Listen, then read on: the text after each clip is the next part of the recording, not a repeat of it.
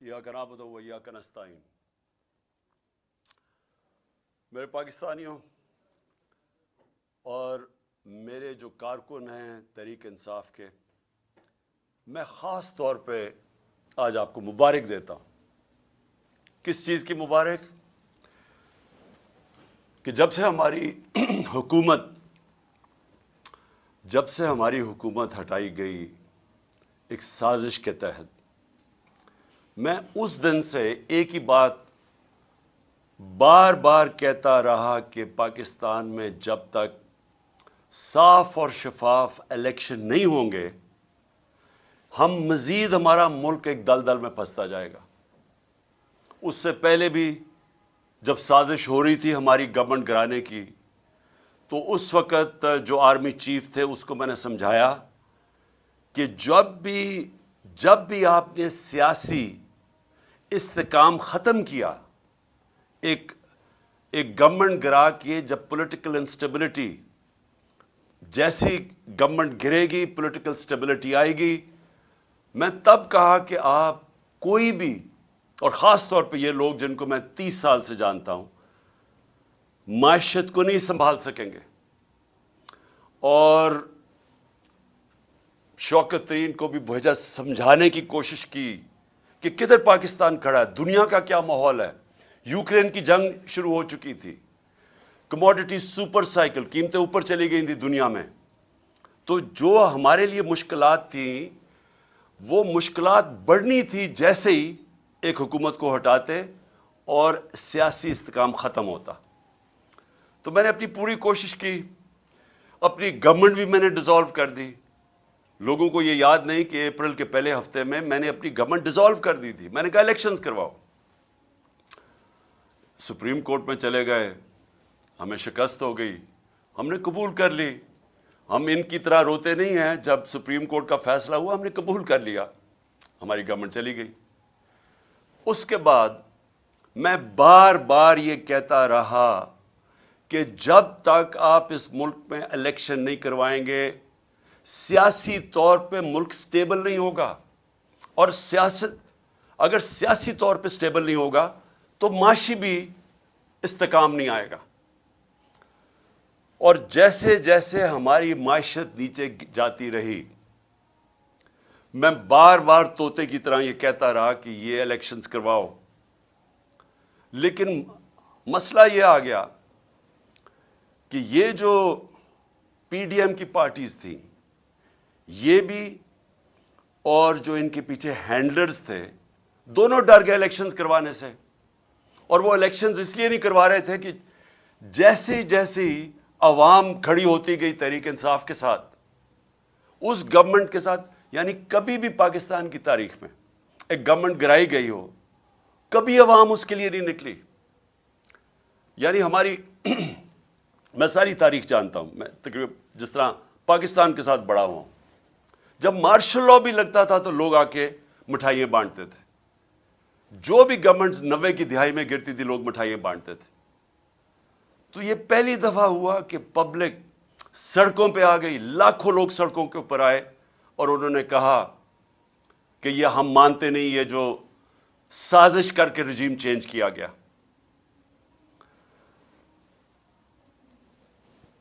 बदकिस्मती से बजाय मेरी बात सुनने के लिए, क्योंकि मैं तो वो कह रहा था जो पाकिस्तान की बेहतरी थी, बजाय मेरी बात सुनने के हमारे कारकुनों के ऊपर जो सख्ती की गई। मैं जनरल मुशर्रफ के मार्शल लॉ के अंदर ऑपोजिशन में था। मुझे जनरल मुशर्रफ के मार्शल लॉ में मैं जेल में गया। मैं आज आप सबके सामने कहता हूं कि कभी मैंने इस मुल्क की तारीख में इस तरह की सख्ती नहीं देखी जो इन्होंने हमारे पे की। कारकुनों को जेलों में डाला। 25 मई को मैं बार बार कहता हूं जो जुल्म किया इन्होंने, लोगों के घर 3-3 बजे लोगों के घरों में घुस के, ना चादर ना चार दीवारी, लोगों को उठा के ले गए। कभी ऐसे नहीं हुआ पाकिस्तान में। हमारे खिलाफ 3 लॉन्ग मार्चेज हुई, कितनी एफआईआर काटी और किसको कौन सा पुलिस एक्शन लिया, कितनी टीयर गैसिंग हुई। लेकिन 25 मई को जो उन्होंने हमारे से किया, और उसके बाद मुसलसल करते रहे, एफआईआर्स के ऊपर एफआईआर्स काटते गए मेरे कारकुनों पे, لوگوں کو جیلوں میں ڈالا، پھر وہ نکلے، پھر کچہریوں میں چکر لگائے، ہراساں کیا گیا۔ میرے اوپر اب تک 74 FIR کٹ چکی ہیں۔ کتنی دفعہ میں کچہریوں میں پھرا ہوا ہوں اور بیلیں کرواتا پھرا ہوں، صرف اور صرف ہمیں دبانے کے لیے کہ ہم شاید ڈر جائیں گے، ہم گھبرا جائیں گے، ہم دل برداشتہ ہو جائیں گے۔ صحافیوں سے جو کیا گیا، کبھی پاکستان میں اس طرح، اور صحافیوں سے کن سے کیا گیا؟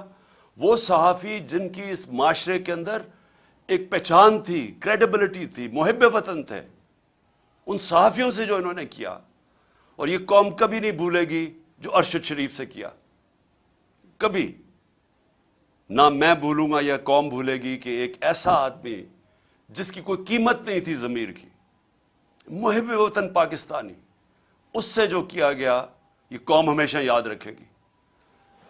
اس کے علاوہ اعظم سواتی، شہباز گل، ہمارے لوگوں کو جو انہوں نے پکڑ کے تشدد کیا، کسٹوڈیل ٹارچر کی گئی، اور ان سے جو ان کے سامنے جو ان کی ننگا کر کے تشدد کر کے ان کی ویڈیوز بنائی گئی۔ اعظم سواتی کی ویڈیو ہمارے MP کو دکھائی گئی، جس کو کہہ رہے تھے کہ نون لیگ میں چلے جاؤ، عمران خان پہ کاٹا مار دیا ہے، اس کو اس کا تشدد کرتے ہوئے اعظم سواتی کی ویڈیو دکھائی گئی۔ پھر جو نیچے گرے ہیں یہ لوگ، جو گندی ویڈیوز، جو آڈیو لیکس، جو اعظم سواتی کے گھر ان کی بیوی کو اور بیٹی کو جو گندی ویڈیو بھیجی گئی، کبھی اس ملک میں ایسے نہیں ہوا۔ اور پھر سلمان فاروقی، اس کو پکڑ کے ننگا کر کے اس کو مارا گیا، اس کو دھمکایا گیا۔ سوشل میڈیا کے بچوں سے چونکہ 17-18 سال کے بچوں کو پکڑ کے انہوں نے اٹھا کے لے گیا، ان کو مار دھاڑ کے ڈرا دھمکا کے گھر واپس بھیجا گیا۔ ایسے کبھی نہیں ہوا پاکستان میں۔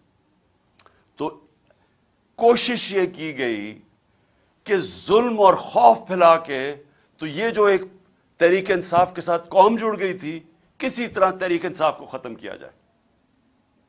تو میں اس لیے بھی آج اپنے کارکنوں کو خاص طور پہ مبارک دے رہا ہوں کہ جس طرح میرے لوگ کھڑے ہوئے، ہر چیز برداشت کی۔ یہ جو ہم نے جیل بھرو تحریک شروع کی، وہ جب انہوں نے شروع میں لوگوں کو جیل میں جو ہمارے لوگوں نے گرفتاریاں دیں، ہمارے لیڈرز نے دی، ان کو بھی میں خراج تحسین پیش کرتا ہوں۔ انہوں نے سب سے پہلے آگے، سب سے پہلے وہ ہوئے۔ تو تحریک بڑھتی جا رہی تھی، جس طرح تحریک بڑھ رہی تھی، گجرانوالہ، سرگودا، سائبال، اور زیادہ لوگوں نے گرفتاریاں دے رہی ہیں۔ پنڈی لوگ سامنے آ گئے، پشاور میں اتنی پبلک نکلائی، وہ پولیس گرفتاری نہ ان کو کرے، بڑھتی جا رہی تھی۔ اس سے کیا چیز ثابت ہوئی کہ یہ جو 11 مہینے میں ظلم کیا، اور پھر ہمارے جو لوگوں کو جیلوں میں ڈالا، یہ جو جیل بھرو تحریک میں، ان کے اوپر خاص ظلم کیا گیا، ان کو مجرموں کی طرح رکھا گیا۔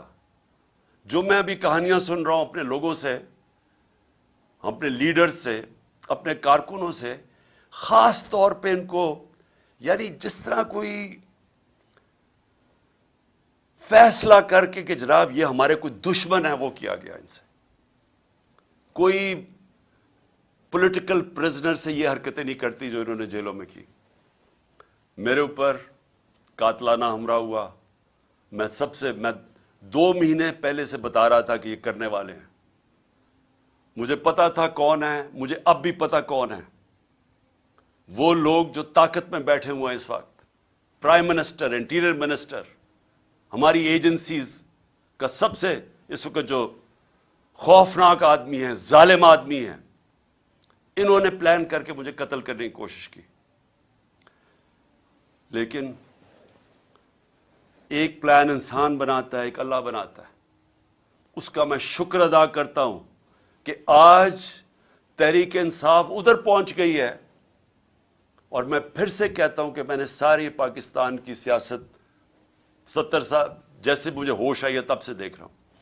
کبھی پاکستان کی تاریخ میں کسی جماعت کو اللہ نے وہ عزت دی جو آج تحریک انصاف کو دی ہے۔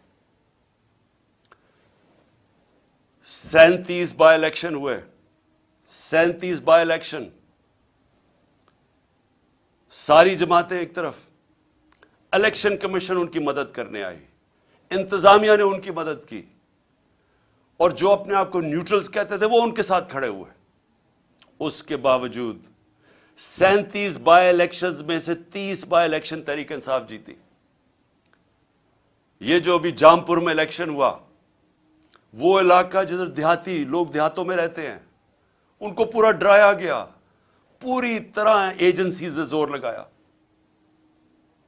पूरी तरह इन्होंने, इंतजामिया ने खौफ की फिजा बनाई, डराया, धमकाया।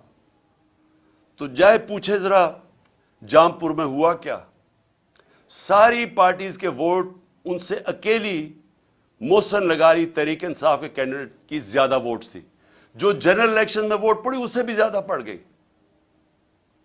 इससे और ज्यादा खौफजदा थे, और उन्होंने पूरी कोशिश की कि किसी तरह, जो आइन के अंदर 90 दिन का इलेक्शन का लिखा हुआ है कि जैसे ही प्रोविंशियल असेंबलीज डिसॉल्व होनी थी तो 90 दिन के अंदर इलेक्शन होना था।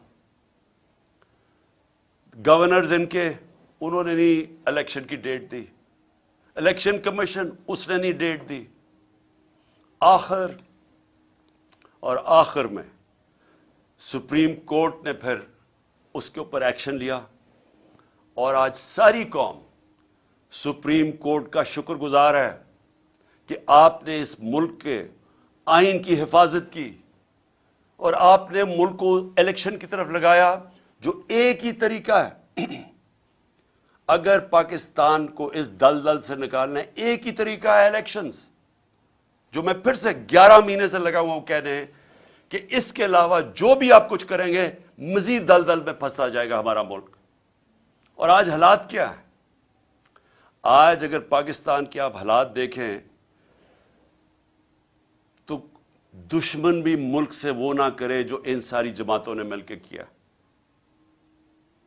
सिर्फ इनका मकसद था कि इनको जो करप्शन के केसेस थे इनके ऊपर, वो माफ करवाने थे। आते साथ ही अपने करप्शन के केसेस माफ करवा लिए। 1100 अरब रुपया, 1100 अरब रुपए के करप्शन के केसेस माफ करवा लिए। मैं फिर से आपको बताऊं कि हमारे 3.5 साल में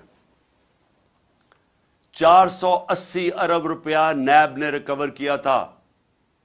पाकिस्तान की तारीख में सबसे ज्यादा पैसा नैब ने हमारे दौर में रिकवर किया था, 480 अरब रुपया।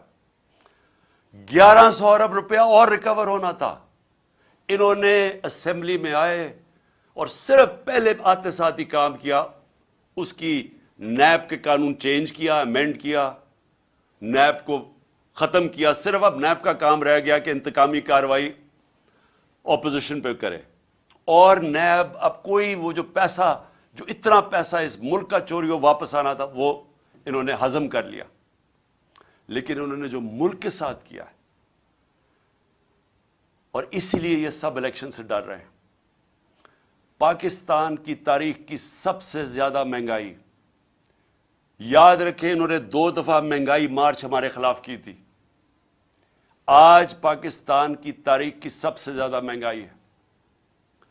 जो हम छोड़ के गए थे पिछली अप्रैल में, उसके मुकाबले में जो आज इन्होंने जो पाकिस्तान से किया है, मैं फिर से कहता हूं, यह कोई दुश्मन भी नहीं कर सकता था इस मुल्क के साथ। सबसे ज्यादा पहले मैं महंगाई के ऊपर मैं इसलिए याद कराना चाहता हूं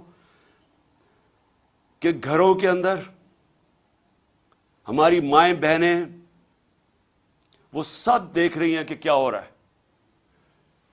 उनको पता है कि जो खाने, बुनियादी चीजों की मैं बात कर रहा हूं, मैं तो और गाड़ियों की और बड़ी चीजों की बात नहीं कर रहा, जो एयरलाइन टिकट महंगे हुए। मैं तो बात कर रहा हूं जो आम घर के अंदर आज चीजें इस्तेमाल होती हैं, उसमें जो महंगाई आई है, ये इस मुल्क की तारीख में नहीं आई।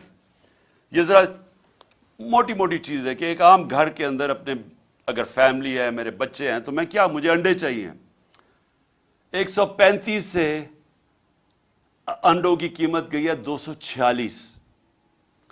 दूध اب دودھ استعمال ہوتا ہے. دودھ ایک ایسی چیز ہے جو کہ بچوں کے لیے استعمال کرنا چاہیے. دودھ کے اندر جب سے یہ آئے ہیں اس کا گیا ہے 116 سے 116 روپے لیٹر سے کیا ہے 156 روپے لیٹر. اب یاد رکھیں کہ یہ ایک عام گھرانہ جس کی تنخواہ ہے 30,000 سے لاکھ روپیہ مہینہ. اب ان کے اندر سوچیں کہ یہ جو قیمتیں میں بتا رہا ہوں کہ یہ وہ چیزیں جو استعمال کرتے ہیں. آٹا 20 کے جی کا آٹا ہمارے دور میں 1162 روپے، آج گیا 1705 روپے.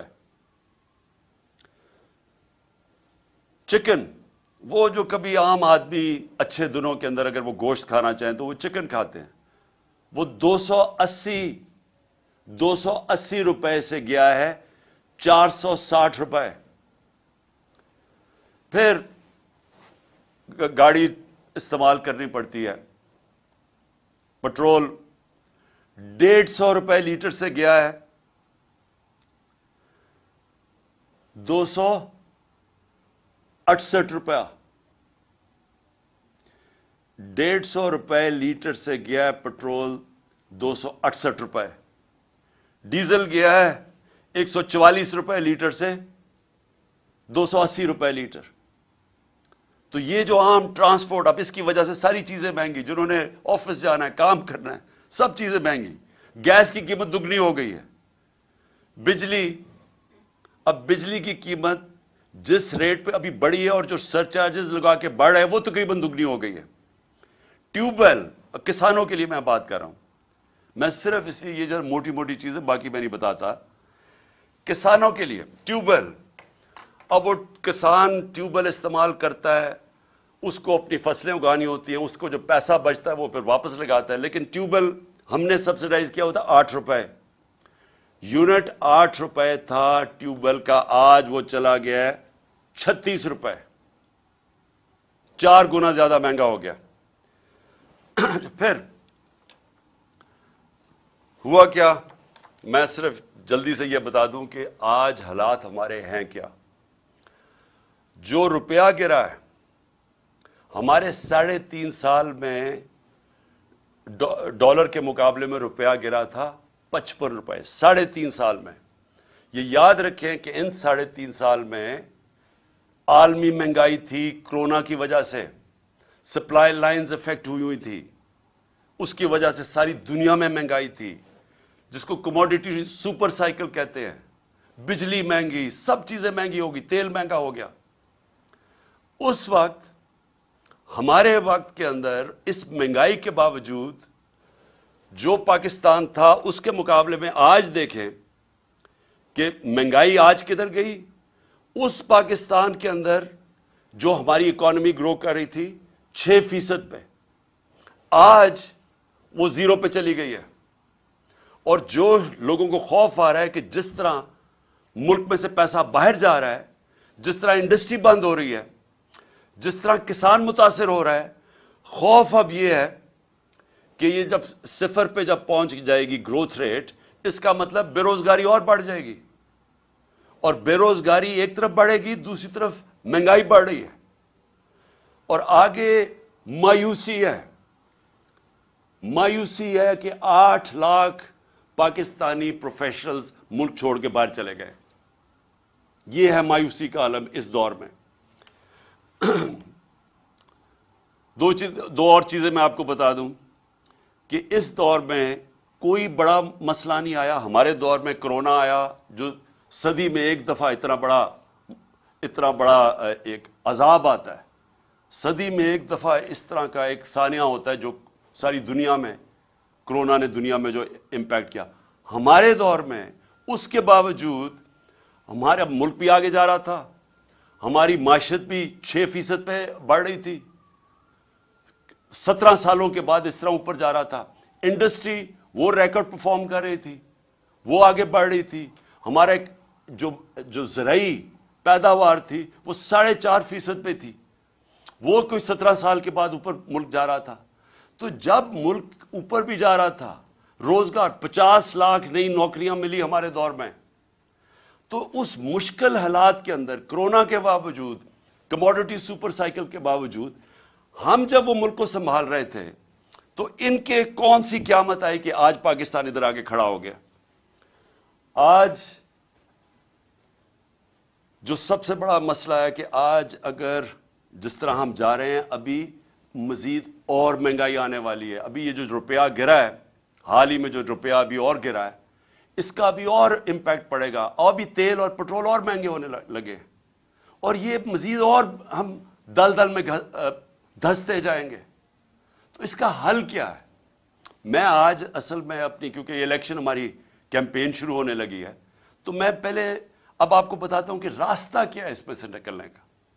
قوم آج یہ پوچھ رہی ہے کہ اگر تحریک انصاف آتی ہے تو ہم کیا کریں گے؟ ہم کیسے قوم کو اس مشکل وقت سے نکالیں گے؟ سب سے پہلے جب تک اس ملک کے اندر ایک گورنمنٹ نہیں آتی جو ایک پبلک مینڈیٹ لے کے آئے، جو پبلک کی ووٹ سے آئے، جو پبلک جس پہ اعتماد کرے. پہلا تو اگر ملک کو اب اس دلدل سے نکالنا ہے، پہلے تو وہ گورنمنٹ چاہیے جس کے ساتھ پاکستان کی قوم کھڑی ہو، اور وہ صرف الیکشن سے آ سکتی ہے. میں یہ امید رکھ رہا تھا کہ جب 2 صوبوں کے اندر الیکشن اب سپریم کورٹ نے کہہ دیا اور وہ ہوں گے انشاءاللہ 30 اپریل کو، تو میں امید یہ رکھ رہا تھا کہ اتنی ان میں عقل آ جائے گی کہ بجائے 60% پاکستان میں الیکشن ہو، جنرل الیکشن کر دیں. اس سے ملک میں، کیونکہ جنرل الیکشن ہوگا تو ملک کے اندر استحکام آئے گا. کیونکہ جو بھی ہم کریں گے، جب تک ایک گورنمنٹ، ایک پاکستان کے اندر نیشنل الیکشنز ہو کے ایک گورنمنٹ نہیں آتی، تو سیاسی استحکام نہیں آنے لگا. اور وہ سیاسی استحکام الیکشنز میں آئے گا، اور اس کے بعد معاشی استحکام آئے گا. تو پہلا قدم تو یہ ہے کہ الیکشنز کروا کے ایک گورنمنٹ آئے، پبلک کا مینڈیٹ لے کے، جو 5 سال کے لیے آئے، اور اس کے ساتھ اس کو عوام اس کے اوپر اعتماد رکھے کہ یہ مسئلے حل کرے گی. پھر یہ پہلا قدم ہے اس دلدل سے نکلنے کا. کیونکہ اس سے کیا ہوگا؟ اس سے ایک عوام کے اندر اعتماد آ جائے گا کہ اب یہ گورنمنٹ 5 سال کے لیے آ گئی. ہمیشہ یہ یاد رکھے کہ معیشت کے لیے سرٹنٹی، انگریزی کا لفظ ہے سرٹنٹی. جب تک لوگوں کو یہ اعتماد نہیں ہوتا کہ میں اگلے 2 3 4 5 سال تک یہی رہے گی حکومت، یہی پالیسیز رہیں گی، جب تک یہ اعتماد نہیں ہوتا، جو بزنس مین ہے، جو انویسٹر ہے، وہ پیسہ اپنا نہیں لگاتا. کیونکہ انویسٹر ہمیشہ سب سے زیادہ ایک ایسی چیز ہے جو سب سے زیادہ موسم کو دیکھ کے گھبراتا ہے کہ آگے کیا ہوگا. کیونکہ اس نے آج پیسہ لگانا ہوگا، تو وہ پیسے کے اوپر جب اس کی آمدنی واپس آنی ہے تو وہ ٹائم لگتا ہے. تو اس کے لیے سب سے زیادہ سیاسی استحکام چاہیے، اور وہ تب آتا ہے الیکشن سے، جب ایک ملک میں ایک سٹیبل گورنمنٹ آئے. تو پہلا قدم تو یہ ہے کہ اس وقت پاکستان کے لیے نمبر 1 چیز یہ ہے کہ ہم پولیٹیکل سٹیبلٹی لے کے آئیں. تو اس کے لیے الیکشنز کی ضرورت ہے. دوسری چیز، اب میں آپ کو بتا رہا ہوں کہ ہم نے اس میں سے نکلنا کیسے ہے. یہ جو جدھر ہم پہنچ گئے ہیں، جدھر یہ امپورٹڈ حکومت نے اس ملک کو آج پہنچا دیا، اپنے تو پیسے انہوں نے سارے کرپشن معاف کروا لی ہے، لیکن اب آگے تو ان کے پاس اب کوئی راستہ رہا ہی نہیں ہے. یہ تو جو بھی جب سے آئے ہیں جو باتیں کہتے رہے ہیں، وہ ملک تو مزید اور نیچے جاتا رہا. بڑا شور مچایا تھا کہ 200 سے میں نیچے لے کے جاؤں گا ڈالر کو. تو ڈالر تو آج جس طرح حالات نظر آ رہے ہیں، وہ تو 300 پہ پہنچنے لگا. اور اس کے جو اثرات، پھر سے میں کہہ دوں کہ جب ڈالر، جو عام لوگوں کے میں بتا رہا ہوں کہ جب ڈالر 300 کا پہنچ جائے، یا بھی جو 280 کا پہنچ گیا تقریباً، تو اس کا مطلب سب سے بڑی چیز تیل مہنگا. تیل کا مطلب ڈیزل اور پٹرول مہنگا، پھر بجلی مہنگی. تو یہ تو پھر جو چیز آپ باہر سے لے کے آتے ہیں وہ سب چیزیں مہنگی، اور اس سے پھر ٹرانسپورٹ مہنگی. تو وہ ساری مہنگائی شروع ہوتی ہے جب آپ کا روپیہ گرتا ہے. باہر سے جو آپ چیزیں امپورٹ کرتے ہیں وہ ساری مہنگی ہو جاتی ہیں. اور جو سب سے بڑا امپیکٹ پڑتا ہے اس کا، وہ گھروں کے اوپر تب پڑتا ہے کہ جب بجلی، پٹرول، गैस सब महंगे। दूसरी चीज देखिए, इसके लिए अगर हमने अब पाकिस्तान को जो हालात अब आ गए हैं और जो सारे बाहर के जो इदारे हैं जो जिनको मूडीज है या ये जो फिच है, ये जो फैसला करते हैं कि मुल्क की मायशत की हालत क्या है, तो वो जो फैसला करते हैं कि मुल्क में कितनी सकत है, इसकी मायशत आगे बढ़ सकती है या ये नीचे जा रही है, तो वो सारे इदारों ने आज पाकिस्तान को नीचे ले गए हैं कि डिफॉल्ट करने लगा। डिफॉल्ट का मतलब कि जो हमने कर्जे लिए हुए हैं वो अब वापस नहीं कर सकते, हमारे पास आमदनी नहीं है वो कर्जे वापस करने, क्योंकि हमारी जो मायशत है वो सुकड़ती जा रही है। ग्रोथ रेट कम होने का मतलब मायशत का सुकड़ना। आप मसला मैं फिर आपको पहले समझा दूं कि मसला क्या पाकिस्तान का। पाकिस्तान का मसला यह है कि जो मुल्क में डॉलर्स आते हैं वो कम है और जो मुल्क से बाहर डॉलर्स जाते हैं वो ज्यादा है। तो इसका मतलब क्या होता है कि हमारा डॉलर के अंदर खसारा हो जाता है, जिसको करंट अकाउंट डेफिसिट कहते हैं। जब ये खसारा हो जाता है डॉलर का, तो वो रुपए के ऊपर प्रेशर पड़ना शुरू हो जाता है और रुपया गिरना शुरू हो जाता है। और वही जो मैंने आपको, जब रुपया गिरता है तो सारी चीजें महंगी हो जाती हैं, गुर्बत बढ़ जाती है मुल्क में। और मुल्क में जब रुपया आपका गिरता है तो मुल्क की आमदनी गिर जाती है। तो एक मसलन अब 100 रुपया डॉलर महंगा हो गया, इससे क्या हुआ? इससे हमारी पाकिस्तानी, अगर आपके बैंक में पैसे पड़े हुए हैं रुपयों में, तो वो 100 रुपये, अगर आपका 300 रुपया पड़ा हुआ है तो उसमें से 100 रुपया कम हो गया, उसकी यानी खरीदार की पावर कम होगी। लेकिन अगर आपने ये जो सारे बाहर से इंपोर्टेड गवर्नमेंट है, इनके तो सारा पैसा बाहर पड़ा हुआ है, इनके तो डॉलर्स में पैसे पड़े हैं, इनकी प्रॉपर्टीज में, फिर बैंक अकाउंट सारे डॉलर्स में हैं, तो इनको मजीद 100 रुपए का फायदा हो गया। तो पाकिस्तानी गरीब हो गए और ये जो बाहर से चोरी करके पैसा बाहर ले जाते हैं, इनकी दौलत में इजाफा हो गया। तो सबसे जो मैं ये दूसरे पॉइंट आपको कहने लगा था कि सबसे इंपॉर्टेंट अब चीज क्या है इस वक्त, इस मुश्किल जो हम आगे देख रहे हैं, इससे अगर हमें निकलना है तो एक मुल्क को यूनाइट होना पड़ेगा, हमें मुत्तहिद होना पड़ेगा। ये जंग अब ये ऐसी नहीं लड़ी जाएगी कि गवर्नमेंट आई और कोई गवर्नमेंट समझे कि वो अकेली लड़ सकती है। अवाम को साथ खड़ा होना पड़ेगा, इदारों को साथ खड़ा होना पड़ेगा, सबको मुत्तहिद होकर इसका मुकाबला करना पड़ेगा। और जब भी दुनिया के अंदर किसी कौम के ऊपर मुश्किल वक्त आता है, आप दुनिया की तारीख देख लें, आप और तो और मिसाल, दूसरी जंग अजीम में 2 मुल्क मुकम्मल तौर पर तबाह हो गए, जर्मनी और जापान, लेकिन 10-10 साल में फिर खड़े हो गए, क्योंकि वो कौमें थी, उन्होंने मिलकर मुकाबला किया, सब इकट्ठे हुए, इदारे सब ने फैसला किया कि हमने फिर से अपने पैर पे खड़ा होना है, और खड़े हो गए। जब कौम इकट्ठी हो जाती है उसके लिए कोई चीज नामुमकिन नहीं होती। कौम जब फैसला कर लेती है कि हमने अपने पैर पे खड़ा होना है, एक गैरतमंद मुल्क बनना है, किसी के सामने हाथ नहीं फैलाना, जब उसमें खुददारी आ जाती है वो फिर कुर्बानियां देती है। और मुश्किल वक्त से निकलने के लिए हमेशा कुर्बानियां देनी पड़ती हैं। अब मेरा घर है, कर्जे चढ़ गए, अब जब कर्जे चढ़ गए तो मैं क्या करूंगा? मैं अपनी आमदनी बढ़ाने की कोशिश करूंगा, और जब तक मेरी आमदनी बढ़ती मैं अपने खर्चे कम करूंगा। इसके अलावा तो जब से अल्लाह ने दुनिया बनाई है और कोई दूसरा रास्ता नहीं है। तो हमारे सामने भी अब पाकिस्तान के सामने यह रास्ता है, हमने अपने खर्चे कम करने हैं। हमने हर वो इदारा जो कि पाकिस्तान के ऊपर बोझ बना हुआ है, हर वो गवर्नमेंट कॉर्पोरेशन जो बोझ बनी, अब हमने सोचना है कि हम कैसे इनको ठीक करना है। और इसके लिए हमें वो जो पाकिस्तान ने अपनी तारीख में नहीं उठाए, हम शॉर्टकट्स ले लेते हैं, हम एड ले लेते हैं, हम कर्जे ले लेते हैं, उससे क्या होता है? और जो ये हुकूमत करने की कोशिश कर रही है, हाथ फैलाया है कि जो कहीं से कर्जे आ जाए, बड़ा यानी खुशियां बनाई जाती हैं कि जी वहां से چائنا نے $500 ملین کا قرضہ دے دیا. لیکن یہ تو کینسر کا علاج ڈسپرن سے ہو رہا ہے. کینسر تو پھیلتی جا رہی ہے. کینسر کا جب تک کینسر کاٹ کے نکالی نہیں جائے گی، اب یہ ملک کا علاج ہو نہیں سکتا قرضوں سے. تو اس سے کیا کرنا ہے؟ پہلے تو ہم نے اپنے خرچے کم کرنے ہیں. کئی ہماری گورنمنٹ کارپوریشن نقصان کر رہی ہیں، ان کو بالکل ریسٹرکچر کرنا ہے.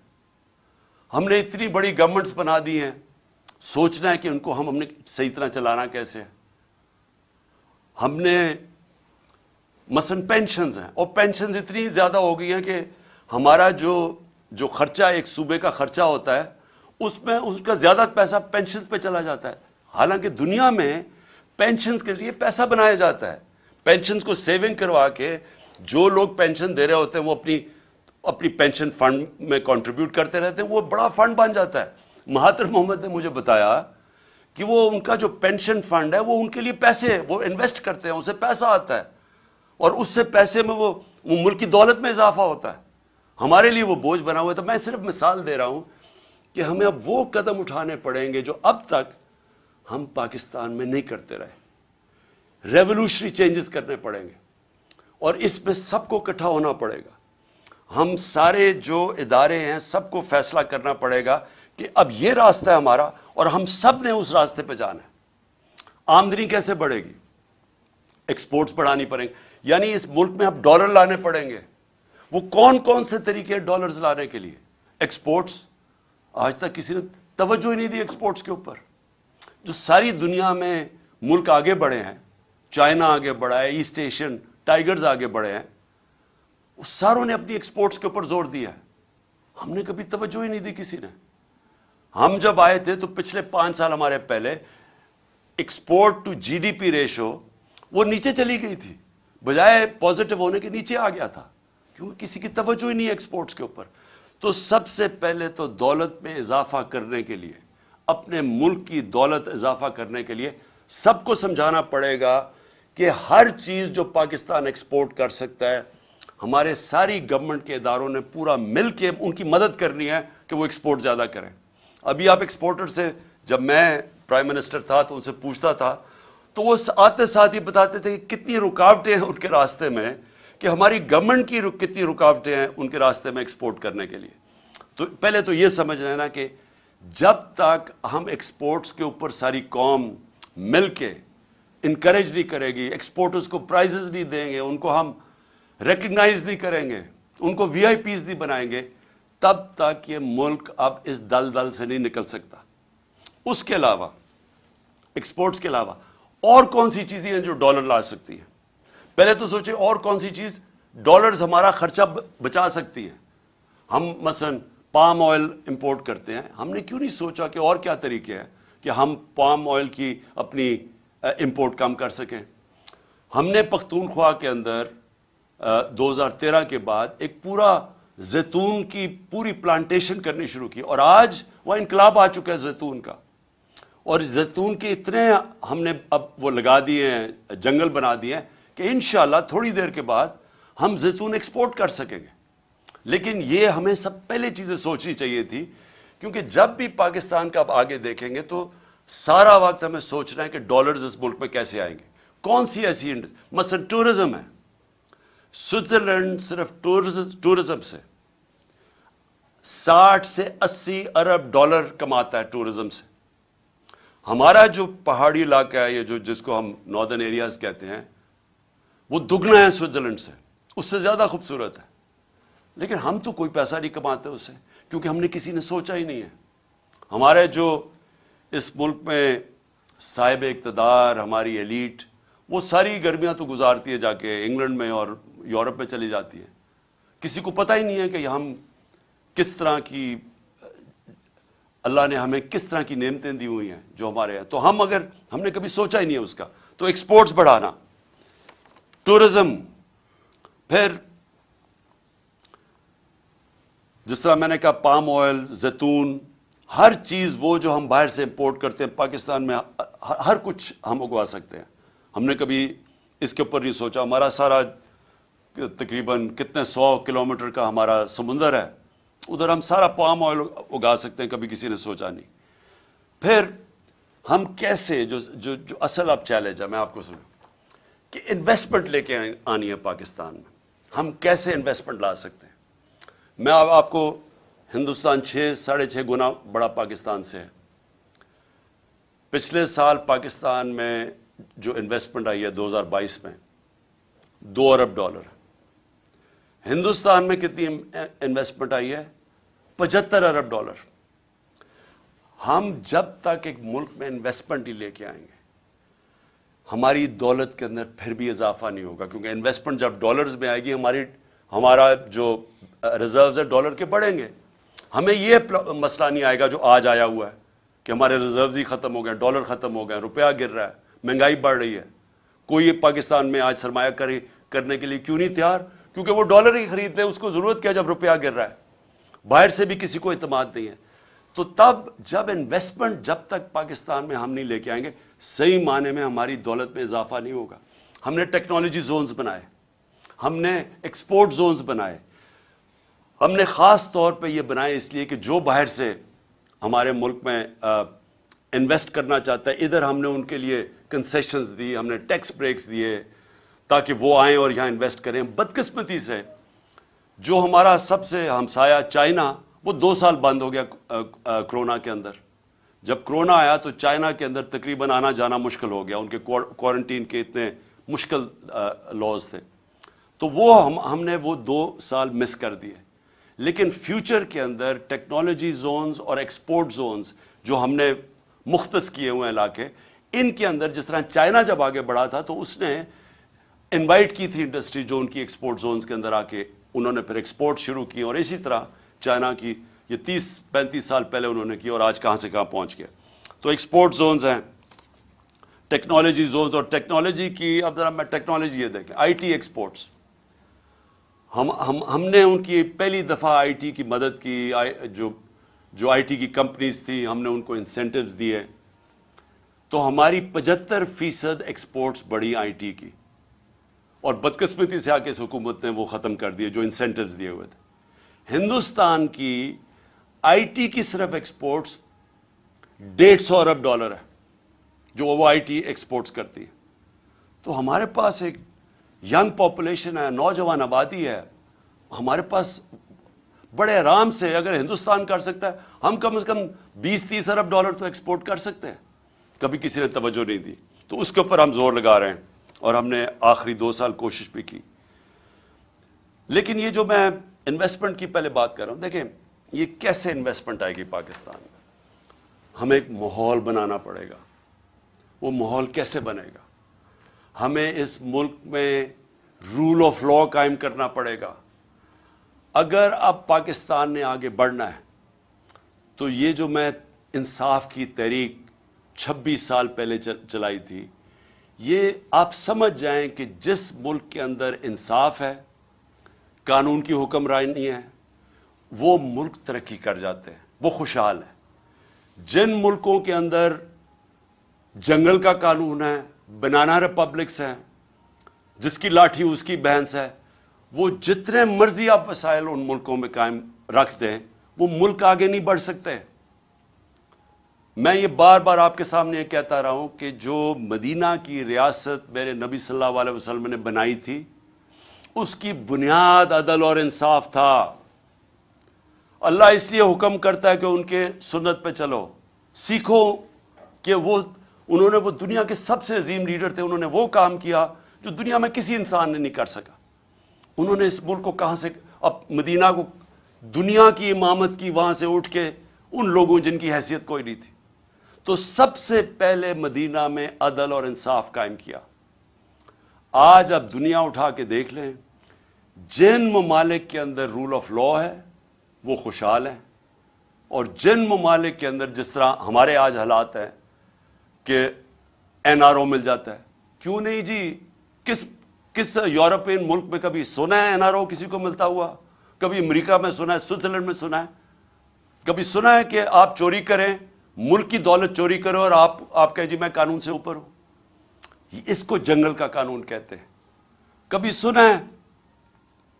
اپنے پاکستانی آپ کے باہر ہیں، 1 करोड़ पाकिस्तानी बाहर बैठा हुआ है। कभी उनसे पूछें कि Europe, England, America, Norway, Australia, कभी कब्जा ग्रुप का नाम सुना है? कभी कोई ताकतवर कमजोर की जमीन पर कब्जा कर सकता है? क्योंकि इंसाफ है वहां। क्यों आपके लोग यहां से पूरी हर किस्म की कोशिश करते हैं बाहर जाने के लिए? अभी मुझे अफसोस हुआ, हमारी एक हॉकी प्लेयर थी,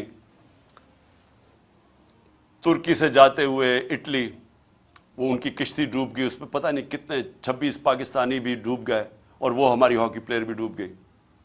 तो क्यों सोचा कि क्यों इतने लोग चांस लेते हैं? हर रोज आप पढ़ते हैं कि वो किश्तियों में जाने की कोशिश कर रहे हैं यूरोप में और वहां रास्ते में डूब जाते हैं। क्यों जाते हैं? वहां पैसे तो कोई बांट नहीं रहा। उन मुल्कों के अंदर इंसाफ है। इंसाफ का मतलब क्या है कि मैं अगर मेहनत करूंगा मुझे मेहनत का फल मिलेगा। वो ऐसे मुल्क हैं जब आप, जिसको आज एक लफ्ज इस्तेमाल किया जाता है, level playing field. Level playing field तब आती है जिस मुल्क के अंदर रूल ऑफ लॉ होता है, इंसाफ होता है। जब एक मुल्क के अंदर इंसाफ होता है, लोगों को तहफ्फुज मिलता है, उनके जिसको फंडामेंटल राइट्स कहते हैं, बुनियादी हकूक को उनके मुल्क का कानून हिफाजत करता है उनकी। जब मुझे प्रोटेक्शन मिलती है तभी मैं आजाद होता हूं, और आजाद लोग ही बड़े काम करते हैं। तो जो बुनियादी चीज इंसाफ देता है वो आजादी देता है, वो एक इंसान को लेवल प्लेइंग फील्ड देता है। वो फिर उस जिधर इंसाफ होता है उधर इन्वेस्टमेंट जाती है, लोग उधर जाके अपनी फैक्ट्रियां लगाते हैं क्योंकि उनको तहफ्फुज होता है, उनको एक कानून, एक मुल्क की अदालतों पे इत्तेमाद होता है कि मैं अगर यहां सरमायाकारी करूंगा तो मुझे हिफाजत मिलेगी। तो जब एक मुल्क के अंदर एक स्मॉलर, और मुल्क की जो रीढ़ की हड्डी होती है वो स्मॉल और मीडियम इंडस्ट्री होती है, जो मीडियम छोटी सनतें होती हैं, वो सबसे ज्यादा लोगों को रोजगार भी देती हैं और वो रीढ़ की हड्डी होती है। तो जब एक मुल्क के अंदर इंसाफ नहीं होता, कॉन्ट्रैक्ट एनफोर्समेंट नहीं होती, अदालतें उनको तहफ्फुज नहीं देती, जो पॉलिसीज प्रेडिक्टेबल नहीं होती, आगे यानी आज एक कानून बना कल दूसरा बना, आज एक टैक्स का निजाम है कल दूसरा बना, उस मुल्क के अंदर सबसे पहले जो कुचले जाते हैं वो छोटी सनतें हैं, स्मॉल और मीडियम इंडस्ट्री। और जब एक मुल्क में इंसाफ, कॉन्ट्रैक्ट एनफोर्समेंट लोगों को तहफ्फुज देते हैं, वो फिर तरक्की करते हैं मुल्क, उधर खुशहाली आती है। शेर शाह सूरी की अगर आप कहानी पढ़ें, वो हिंदुस्तान का सबसे अजीम, एक बड़े बड़े हिंदुस्तान के हुक्मरानों में से एक शेर शाह सूरी था। तो उसकी अगर कहानी, उसकी जब जिंदगी पढ़े तो शुरू किधर से हुआ था? उसके बाप की जागीर थी, बाप ने उसको कहा कि जागीर संभालो। ये बिहार के अंदर जागीर थी। उसने वो जागीर के अंदर सबसे पहले काम क्या किया? उसने जो बड़े बड़े डाकू थे उन सारों को खत्म किया। उसने अपने जागीर के अंदर कानून की हुक्मरानी कायम करके लोगों को तहफ्फुज दिया। जो सारे इर्द गिर्द की जागीरों के जो सनतकार थे, जो सरमायाकार थे, वो सारे उसकी जागीर में आ गए। उन्होंने वहां जाके पैसा लगाना शुरू कर दिया, वो सबसे खुशहाल हो गई। उधर से शेर शाह सूरी का नाम ऊपर आया। तो आज भी अगर आप स्विट्जरलैंड चले जाएं, यूरोप चले जाएं, जो मैंने देखा है, वहां पैसे नहीं लोग बांट रहे। आप, हमारे लोग इसलिए जाते हैं कि वहां का निजाम ऐसा है कि जो मेहनत करेगा उसको फायदा होता है, और वहां कोई तंग नहीं करता, कोई कब्जे नहीं करता, कोई ताकतवर आके उसको कोई रिश्वत नहीं मांगते हर दूसरे दिन लोग। दुबई में चले जाएं, दुबई में आप पूछें जरा पाकिस्तानियों से कि किस तरह, क्यों आप पाकिस्तान में नहीं बिजनेस करते, क्यों दुबई चले गए हैं, तो वो पूछें, वो आपको बताएंगे कि कोई तंग नहीं करता उनको पता है ये टैक्स है, इतना दो, आराम से मेहनत करो, काम करो, आपको फायदा होगा। तो जो सबसे जरूरी चीज पाकिस्तान में, कानून की हुक्मरानी कायम करना है, रूल ऑफ लॉ कायम करना है। ये मुझे बड़े लोगों ने मेरे से पूछा कि जी ये आप कैसे कायम करेंगे? ये मैं 26 साल से कोशिश कर रहा हूं। मैंने लोगों को, मेरे से जब बात करते हैं कि जी इमरान साहब देखें, आप ये ऑपोजिशन है, आप इनसे बात क्यों नहीं करते? मैं इन सबको अब से नहीं पहले से भी कह रहा हूं कि पॉलिटिशियन सबसे बातचीत करता है। पॉलिटिशियन किसी से कुटी नहीं करता। پولیٹیشنز کا کام ہوتا ہے سب سے بات کر کے اپنے موقف کے ارد گرد لانا، یا ان کی بات سننا، اپنی سننا، اور پھر کوئی بیچ میں کوئی گراؤنڈ پہ پہنچنا. لیکن جو لوگ ملک کا پیسہ چوری کرتے ہیں، آپ ان کے ساتھ کیسے سمجھوتا کر سکتے ہیں؟ مجھے اگر یہ بار بار، جب 3.5 سال میں گورنمنٹ میں تھا، مجھے بار بار کہتے رہے کہ جی ان کو آپ این آر او دے دیں. جنرل باجوہ نے کہا کہ ان کو این آر او دے دو. وہ جب میں ان سے بات کریں ہم نے فیٹف کا بل پاس کرنا ہے، وہ کہتے جی این آر او دے دو. میں این آر او نہیں دے سکتا، کیونکہ میرا پیسہ انہوں نے نہیں چوری کیا، پیسہ عوام کا چوری کیا ہے. میں کون ہوتا ہوں کہ عوام کا پیسہ ان کو معاف کر دوں؟ اور جب آپ ان کو معاف کرتے ہیں تو باقی چوروں کو کیوں پکڑتے ہیں؟ پھر جیلوں میں بیچارے غریب لوگ کیوں پھنسائے ہوئے ہیں؟ میں سب سے بات کرنے کے لیے تیار ہوں، سب سے سمجھوتا کرنے کے لیے تیار ہوں، کیونکہ جو آگے پاکستان کے حالات ہیں، میں پھر سے کہہ رہا ہوں کہ ساری قوم کو مل کے ان کا مقابلہ کرنا پڑے گا.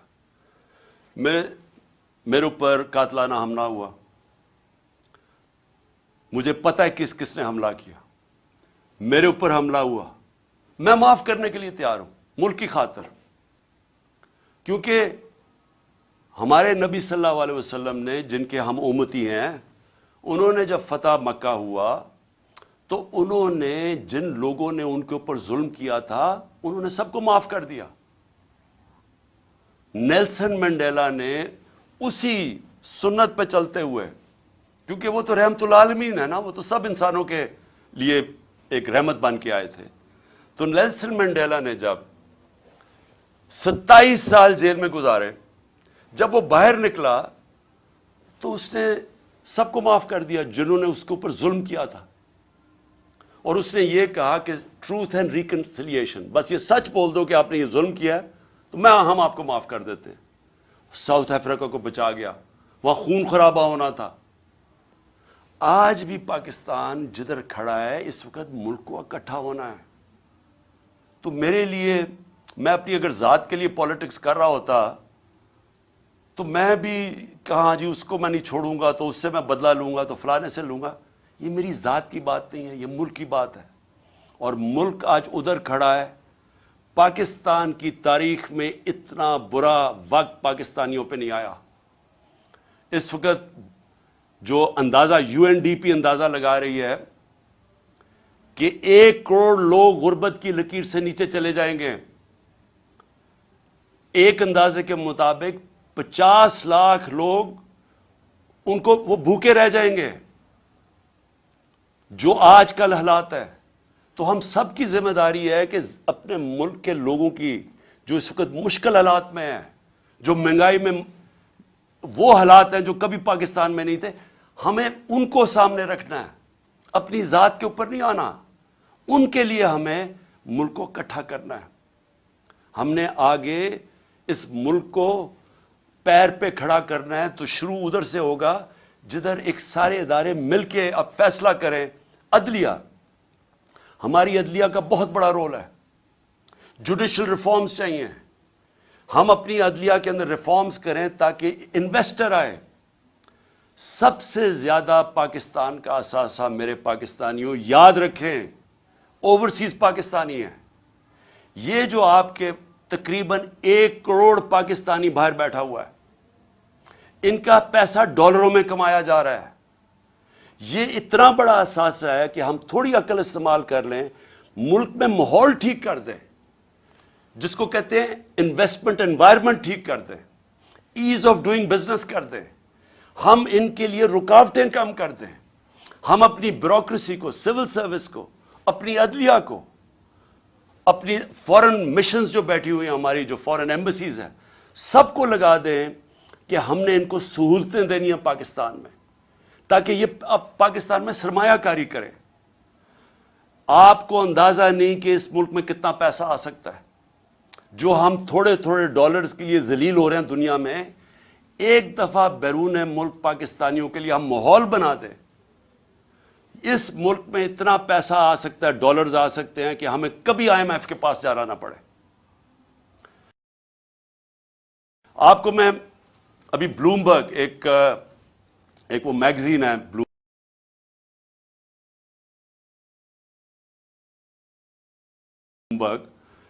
اس میگزین کے اندر، کیونکہ دنیا کے اندر دنیا کے جو ملک ہے ان کی معیشت کے اوپر وہ کامنٹ کرتی ہے. دبئی میں ذرا یہ غور سے سنیں، دبئی میں 20,000 پاکستانی 20,000 پاکستانیوں نے پراپرٹیز خریدی ہیں 10.4 ارب ڈالر کی. ہم آئی ایم ایف کے پیچھے ہمارا پروگرام تھا 6 ارب ڈالر کا، ہم نے 3 ارب ڈالر لیے تھے اپنے دور میں. ہم اس کے لیے اپنی آزادی بھی کھو بیٹھتے ہیں، اپنی عزت بھی کھو بیٹھتے ہیں.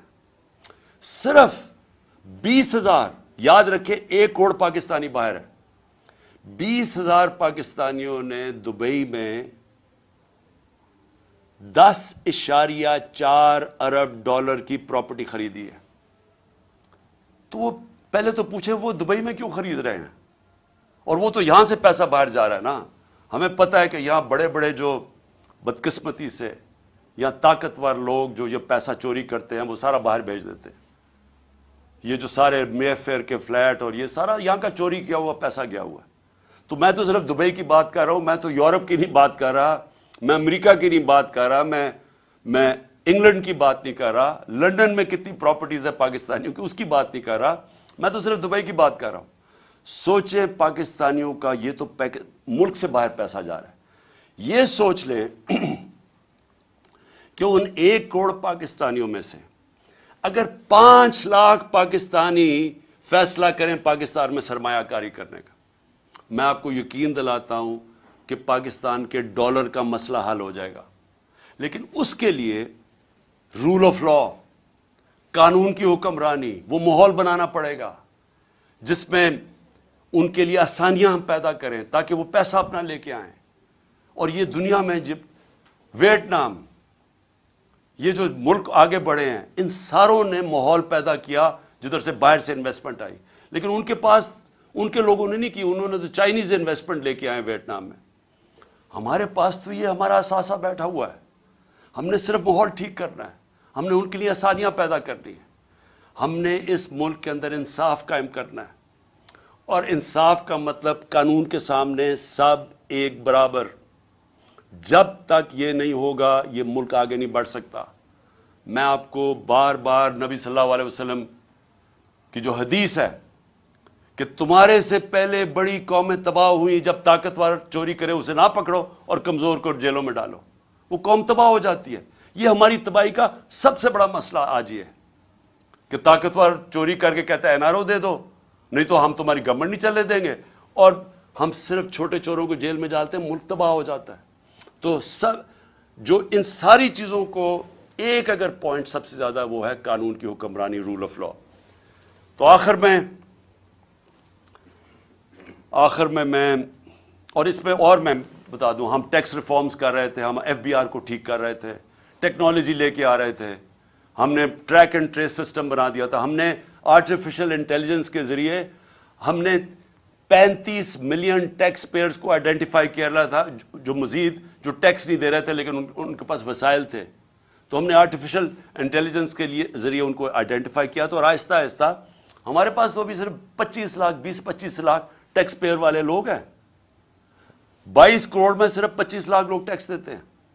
تو ہم نے یہ جو تقریباً 3.5 کروڑ لوگوں کو آئیڈینٹیفائی کیا تھا، اگر ہم ان کو ٹیکس میں لے آئیں تو ہماری آمدنی میں اور اضافہ ہو جائے گا، ہماری انویسٹمنٹ آ جائے، ڈالرز آ جائیں گے، ہماری ایکسپورٹس آہستہ آہستہ جو ہم بڑھا رہے تھے اور ان کو انسینٹیوائز کریں اس میں ڈالرز میں اضافہ ہو جائے گا. تو آخر میں اور پھر مدنیات، ہم نے کبھی اس کے اوپر زور ہی نہیں دیا. ایک تو بڑا غلط کیا کہ سارے صوبوں کے اندر منرلز کی جو ڈپارٹمنٹ ہے وہ ادھر ڈال دی. ان کے پاس کیپیسٹی نہیں ہے. اتنا زیادہ پوٹینشیل ہے پاکستان مدنیات یا منرلز کو ہم بیچ کے، ہم نے اس میں بھی ایسٹیمیٹ کیا ہم اور ڈالرز لا سکتے ہیں پاکستان کے اندر. تو آخر میں انشاءاللہ اگلے ہفتے میں اپنا پہلا جلسہ کر رہا ہوں اور میں آغاز کر رہا ہوں اپنی الیکشن کیمپین کا. میں اپنی ساری خیبر پختونخوا اور پنجاب میں سارے اپنی پارٹی کو کہنا چاہوں گا تیاری کر لیں.